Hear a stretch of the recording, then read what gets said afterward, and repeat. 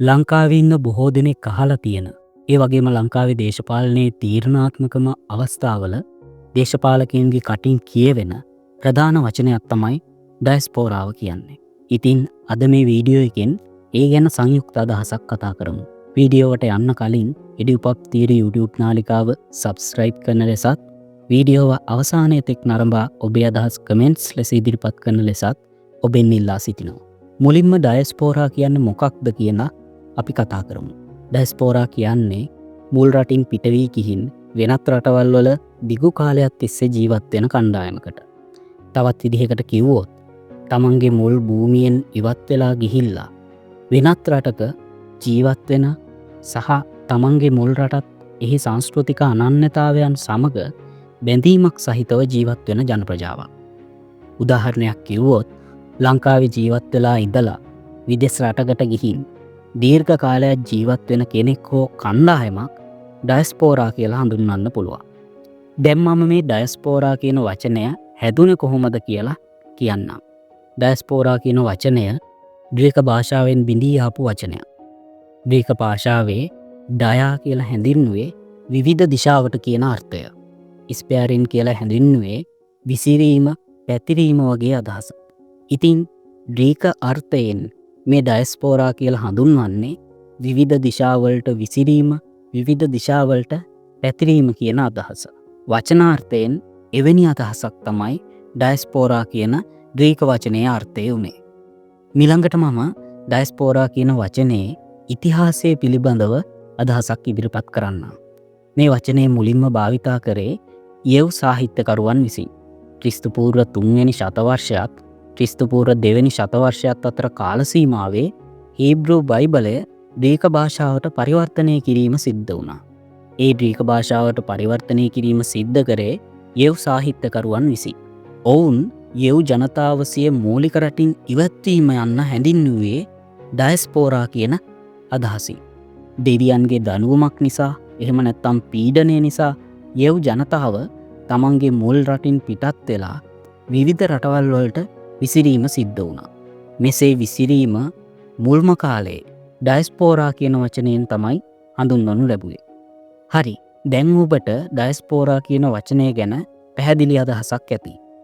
මම දැන් මේ ඩයස්පෝරා නිර්මාණය වෙන්න බලපාපු හේතු මොනවාද කියලා ඉදිරිපත් කරන්න. ප්‍රධාන වශයෙන් ආර්ථික, දේශපාලන, අධ්‍යාපනික හා සංස්කෘතික හේතු මත තමයි මේ ඩයස්පෝරා නිර්මාණය වීම සිද්ධ වෙලා තියෙන්නේ. ආර්ථික හේතු පිළිබඳව කතා කරොත් තමන්ට හෝ තමන්ගේ පවුලේ ආර්ථිකය ගොඩනැගීම වෙනුවෙන්, එහෙම නැත්නම් තමන්ගේ ආර්ථිකය ගොඩනගා ගැනීමට මුදල් උපයා ගැනීම ඉලක්ක කරගෙන, රැකියාවක් ඉලක්ක කරගෙන මේ ආකාරයෙන් විදේශගත වූ පිරිස ආර්ථික හේතු මත ගොඩනැගුණු ඩයස්පෝරාවක් කියලා හඳුන්වන්න පුළුවන්. ඒ වගේම යුද්ධ, සිවිල් යුද්ධ, පිටුවහල් කිරීම, දේශපාලන රැකවරණය මේ ආදී හින්දා විදේශගත වූ ප්‍රජාව දේශපාලන හේතු මත ගොඩනැගුණු ඩයස්පෝරාවක් කියලා හඳුන්වන්න පුළුවන්. උසස් අධ්‍යාපනය, එහෙම නැත්නම් ද්විතීක අධ්‍යාපනය මේ ආදී අරමුණු කරගෙන විදේශගත වූ ප්‍රජාව අධ්‍යාපනික හේතු මත ගොඩනැගුණු ඩයස්පෝරාවක් කියලා හඳුන්වන්න පුළුවන්. ඒ වගේම ජීවන තත්ත්වය, පෞල් සම්බන්ධතා, වෙනත් රටක පැවතීම මේ ආදී සංස්කෘතික හේතු නිසා විදේශගත වූවන්ගෙන් ගොඩනැගුණු ප්‍රජාවක් සංස්කෘතික හේතු මත ගොඩනැගුණු ඩයස්පෝරාවක් කියලා හඳුන්වන්න පුළුවන්. එහෙමනම් ඔබට පැහැදිලි වෙන්න ඕනේ ඩයස්පෝරාව කියන්නේ එක් ජාතිකත්වයක් හරි එක් ආගමික කණ්ඩායමක් හරි නෙමෙයි. විවිධ හේතු නිසා සිය රටෙන් බැහැර වෙලා වෙනත් රටක ජීවත් වෙන ප්‍රජාවකට තමයි ඩයස්පෝරාවක් කියලා කියන්නේ. ලාංකීය ඩයස්පෝරාව කියන්නේ මොකක්ද? ඒ ගැනත් අපි කතා කරමු. මම ඊට පෙර කතා කරපු ආර්ථික හේතු, දේශපාලන හේතු, අධ්‍යාපනික හේතු සහ සංස්කෘතික හේතු පදනම් කරගෙන ලංකාවෙන් බැහැර වෙලා වෙනත් රටවල සිට ජීවත් වෙන, ඒ වගේම ලංකාවත් එක්ක යම් බැඳීමකින් කටයුතු කරන ප්‍රජාවකට තමයි ලාංකීය ඩයස්පෝරාව කියලා හඳුන්වන්නේ. හැබැයි ලංකාවේ වර්තමාන දේශපාලනය ඇතුලේ ඩයස්පෝරා කිව්ව ගමන් මතක් වෙන්නේ ත්‍රස්තවාදීන් පිරිසක්. ඒකට හේතු වෙන්නේ ලංකාවේ LTTE සමග පැවති යුද්ධ කාල සීමාවේ ඩයස්පෝරා සම්බන්ධව හැදුණු මතවාදයන්. ඉතින් ඒ නිසාම ඩයස්පෝරාව කියනක පිළිබඳව වැරදි අදහසක් ලංකාවේ සමාජය තුළ නිර්මාණය වෙලා තියෙනවා. හැබැයි ඩයස්පෝරාව කියන්නේ ලංකාවෙන් වෙනත් රටකට ගිය ද්‍රවිඩ ජනතාවක් විතරක්ම නෙමෙයි. ලංකාවේ සිට ආර්ථික දේශපාලන අධ්‍යාපනික හා සංස්කෘතික හේතු මත විවිධ රටවල් වලට ගියපු කණ්ඩායම් තමයි ඩයස්පෝරාවක් කියලා හඳුන්වන්නේ. සෞදි අරාබි රටවල් වල ගෘහසේවිකාවන් විදියට වැඩ කරන අම්මලා තාත්තලා සහෝදරයෝ සහෝදරියෝ මේ සියලු දෙනාමත් අයිති වෙන්නේ ඩයස්පෝරාවට. ඒ වගේම උසස් අධ්‍යාපන අවශ්‍යතාවයන් සඳහා විදේශගත වෙලා අධ්‍යාපනය හදාරමින් සිටින මේ කණ්ඩායමත් අයත් වෙන්නේ ඩයස්පෝරාවටම තමයි.